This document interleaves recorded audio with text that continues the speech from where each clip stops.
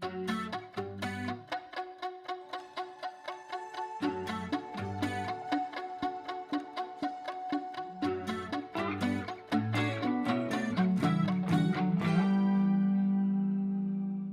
welcome out to the Explore and More show. My name is Ken Conan. I'm the rookie. We've got Mr. Ted Blank with Ted Blank Luxury Travel and Adventures with us today. He is our resident expert. This is part 4 of our river cruise series. What are we calling this? Is a river cruise right for me? Is a river cruise right for me? And hopefully we're going to answer that question for you over the course of this little multi-part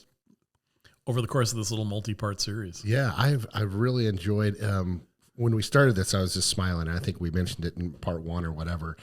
It's one of those things. It's just fun to talk about. It's just such a fun adventure. It's in a great spot of the world. It's a great vacation. And you know, it's probably out of every trip that we plan for our clients, the one that has about 100% repeat factor. I agree. Almost no one goes on only one river cruise and then never does it again. People love it so much they go back and they do it again and again. Yep, I can't wait to go on my next one. I know I mentioned it last episode. We're going in just a couple months. We're going to do the Danube, and we're very, very excited about that. And I think today we should talk about kind of what does a day in the life look like when you're on a cruise, right? Yeah, and I think that's a great question and a great topic because it is different than a regular ocean cruise. Sure. And so many people who have been on river cruises have been on ocean cruises, and they're kind of expecting them to be similar. Well, they float. But that's kind of where the similarities end. You know, and the good news is if your river cruise ship sinks, your feet are the only thing that's going to get wet. You'll be fine for the rest of things. The rivers aren't that deep. But a day in the life on the river cruise is different than a day in the life on an ocean cruise, and it's also different than a day in the life on, you know, maybe a guided tour of Europe. Yeah. Yep. I love it. Yeah.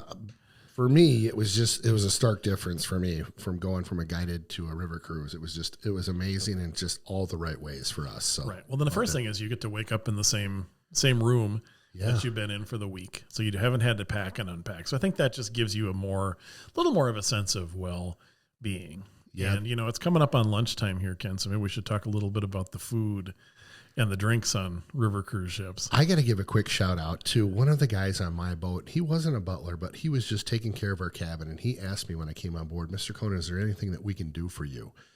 And I had a glass of pop or something, and I was going to my room, and he said, would you like ice in your room every day? And blah, blah, blah. It was just such a little thing, Ted. Yeah. But every day he brought me a bucket of ice for my drink or whatever. It was just one of those little things. So the level of service on every river cruise is very, very high. Yeah. And the crews really, really work hard.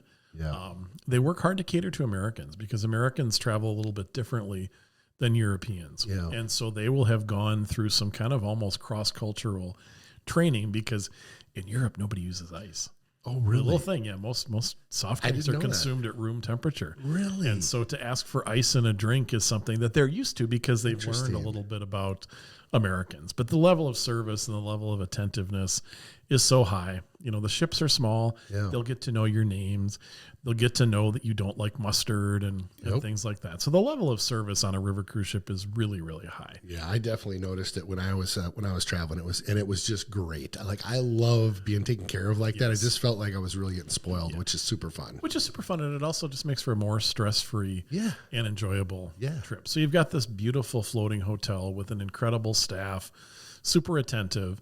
You know, you get up in the morning, you'll have breakfast, and the cuisine on river cruise ships can vary quite a bit. It goes from, I would say, good to excellent. Mm-hmm. You know, some will have a breakfast buffet. Others won't have a buffet. They'll have you order off the menu and bring you, your food kind of freshly prepared. Right. And then after breakfast, the ship will normally be docked, and you'll normally head out on one of the included shore excursions that are included in the price of your cruise. And the great thing about river cruises is that they're really designed around the itinerary. So you might go off on a 2, 3, 4 hour morning excursion, but you'll be back at the ship in time for lunch. Have a lunch, have a relax. Yep. Oftentimes in the afternoon, the ship will do a little bit of scenic cruising, moving from port to port. And then sometimes in the afternoon, you'll have another excursion, depending on the itinerary. And then it'll be time for dinner. And dinner on a river cruise ship is an experience. You know, they really bring on board the local cuisine, the local ambiance, local beverages, local beers, local wines. And all the river cruises include beer and wine with lunch and dinner. Some of them are all inclusive, so they include all the beverages. Others will have kind of a sip and sail happy hour where you can enjoy, you know, a cocktail or two before dinner. And the tour manager will give you kind of a briefing on what to expect for the next day. That was always one of my favorite things. We'd come back from our excursions, and I was like, it's sip and sail time. Yeah, exactly. And that, to me, meant I'm going to grab a tall beer, Yeah. and we're going to just chill out. Just you know, in chill their out. nice lounge that they had up front. And Socialize with your fellow passengers, Yeah. talk with your friends, Yeah. and then have that briefing to kind of get you the flavor for what's going to happen That's the right. next day. That's right. And many of the river cruise companies, not all of them, but many of them will let you change your excursion selections kind of on the fly. And so if you kind of signed up for something and you want to do something else, not usually a problem to change it. Not awesome. universal. There are some Yeah. where it is a problem to change it, but a lot of them will allow you to change it. You know, you maybe did a lot on one day and you want to do something a little more sedate. Very often that can be accommodated. Yeah, I love that. I love that. One of the things that that I thought was really cool, and I don't know if this is on all the ships. Maybe you can speak to this, but we had a night where we were at the captain's table, The chef's or the table. chef's table. The Thank chef's you, table. chef's table. Amazing. Yeah, that is not universal. Okay. There is only one cruise line that really has that chef's table. And that is where you have a kind of a 7-course tasting menu, like you would go to a Michelin star restaurant and enjoy, with multiple courses and different wines paired with each one. You can actually kind of watch the chef in his little display kitchen putting things together. And that is a real highlight of any cruise. And there is one cruise line that does offer that. Everyone is invited there once per cruise. And it's included in the price. There's no upcharge for that. And again, that's a difference, I think, between ocean cruises, is that on ocean cruises, many things come with an upcharge. Yeah. And on river cruises, those are generally going to be included in the price. Interesting. And so in a lot of ways, you can leave your wallet at home Yeah. on some of the river cruises. Yeah, it's got that all-inclusive feel like we used to do when we would travel to an all-inclusive resort. Yeah. Don't have to worry about your money. Don't have to worry about cash. Everything's kind of taken care of. Everything's kind of taken care of. And, Yeah. there are a few things that are added on, gratuities are typically added on to the cruise, but, it's a much more inclusive experience than a regular ocean cruise would be. Yeah. Yeah. I love it. One of the things at dinner that I thought was interesting was you could they had some menus, but you could also kind of ask for some things too. And they were very accommodating. At least the ship that we were on were very accommodating to help with, certain salads or other things. Yeah, special requests and things. Yeah, they're generally very willing to accommodate those. It's always good if they know about it in advance. If it's a particular dietary restriction, things like gluten and stuff. Right. It's good for them to know that. But yeah, they generally, there will be a lot of choices for your meal. And if you kind of feel like you want something American, oftentimes they'll have a steak or a hamburger or something very American that you can have as well. Yeah, one of the other things that I thought was interesting about our cruise ship was that we had our kind of main deck, and correct me if I'm saying this wrong, but our main deck where you'd come in and board the ship, and you went to your right, and there was kind of that lounge area. They had a bar up there, but you could go outside and upstairs to the upper deck, which is outdoors, and you could have if the weather was good, you could have a cocktail. Have a cocktail up there. They also had a hot tub up there. They did, yeah. Some of the river cruise ships have hot tubs.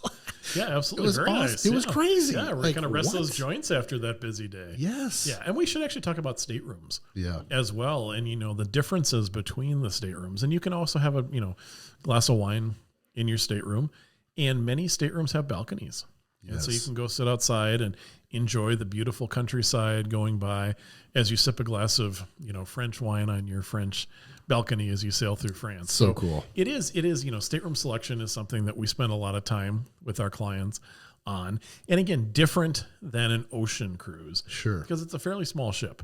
So there are a couple categories of cabins, 4 or 5. Okay. On a big ship, you might have 50 categories of cabins. On an ocean ship, on you're an saying? ocean ship. Sure. Yeah. Now, here's another important difference, though, between those ocean cruises and river cruises.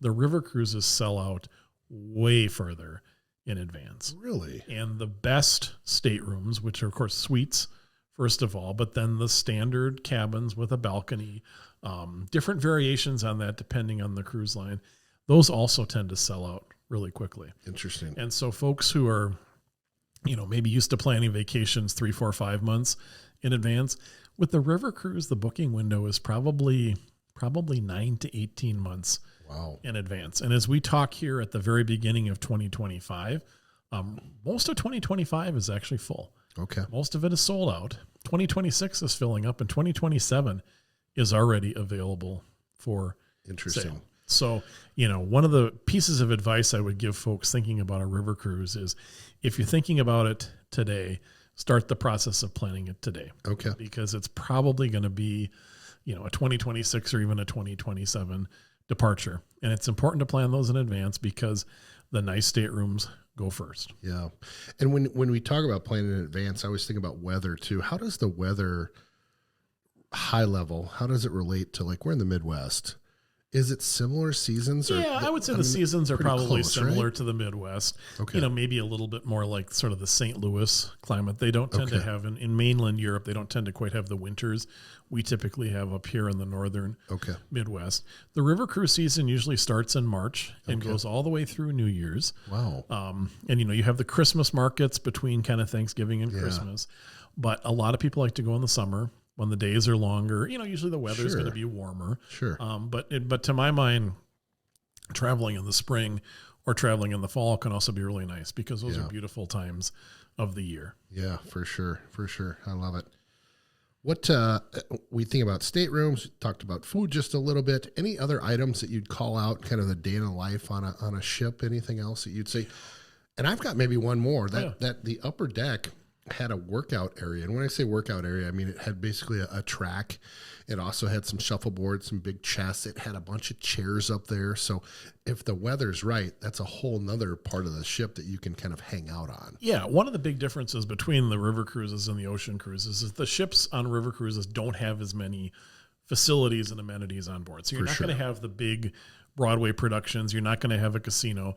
They have a very, very small gym. Usually maybe one treadmill and one exercise bike. Yep. But as you mentioned, you have the outdoor track that you can walk around on the upper deck. Many ships will travel with a fitness host who hosts different, everything from yoga to brisk walks to something maybe more substantial. There will be lectures sometimes in the evenings, maybe a brief history of the part of Europe you're going through. The entertainment will be maybe a pianist, or perhaps a local trio or someone who will be brought on board. So it's a lot more low-key than it would be on an ocean cruise. And part of the reason for that, of course, is the small size of the ships. But the other reason is because these are pretty port-intensive itineraries. Sure. And so you don't have those days at sea in between the ports where you can just kind of put your feet up and relax. Right. And so that means the pace on the ship is a little bit slower because the time to relax is kind of built into each day. And every day we'll have some time where you can relax, whether you finished up your activities or whether you just want to take a little bit of time to relax. But there are some days that are going to be busy and you will do quite a bit of sightseeing. And so it's a mix, but a different mix than you would experience on that ocean cruise. Yeah. The other thing that's so nice about a river cruise is that the distance between the ship and the downtown is usually measured in yards. On an ocean cruise, sometimes you walk a mile just to get out of the terminal. Right. Before you actually can even get to the town. Right. And so in river cruises, generally they will dock very close to the city center, right in the city center. You'll walk up a short gangplank and there you are, right in the city, and off you go. Yeah. So it's just a different pace of traveling and a different way of traveling than for folks who've maybe done ocean cruising before. That is a great call out. Every place we went to, I felt like we just docked in town. Yeah, we're here. Like, how is this possible? I felt like I was getting away with something. Like, we're right here. Exactly. It's Exactly. crazy. And you don't have to walk those miles and miles and miles just to get to the edge of the terminal. If you have to walk by 3 big ocean cruise ships, you probably have walked a mile. It's a long ways. At that point, it's a long ways. Yeah. I love it. What's the best way to get a hold of you and your team, sir? Yeah, visit our website at tedblanktravel.com and just request an appointment, and we are happy to take a deep personal dive with you. Love it. Into river cruising and help you decide if it's right for you and help you pick the one that's the best choice for you. Love it. Thank you for joining me on the Explore and More show. I'm Ken Conan, the rookie, and this is Ted Blank, our expert. We are the Explore and More show, and we'll see you next time. Link below for all the info. Thank you, sir.